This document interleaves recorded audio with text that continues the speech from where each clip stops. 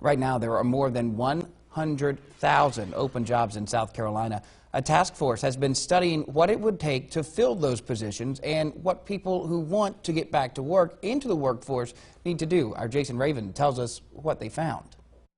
Well, South Carolina is currently experiencing its lowest unemployment rate in history at 3.3%. However, employment and workforce officials are paying close attention to another metric, the labor force participation rate, which is lagging behind the national average. Now, latest numbers shared by the State Department of Employment and Workforce shows South Carolina has a labor force participation rate of 56%. Now, that's about 6% points lower than the national average. We want to make sure that everybody who does have an interest in work is able to find work and is able to make a good living for themselves. Now, this number represents the percentage of South Carolinians over the age of 16 who are working or actively looking for work, and it's been on the decline due to an aging population here over the last couple decades. And the COVID-19 pandemic made the problem worse, officials say.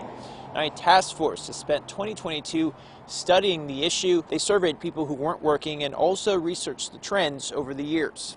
If we increase the participation rate by 1 percentage point, that translates to $1.2 billion in wages that are paid out.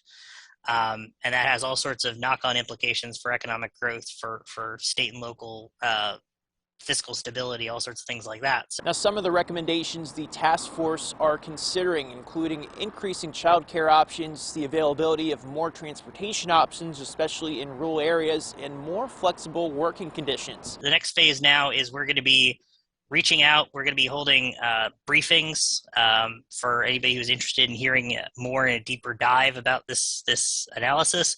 We're going to be going out to talk to all sorts of various government groups, industry groups, etc., to make sure that they have a good sense of what we found. South Carolina has the 4th lowest labor force participation rate in the country. Jason Raven, WSAV News 3, on your side.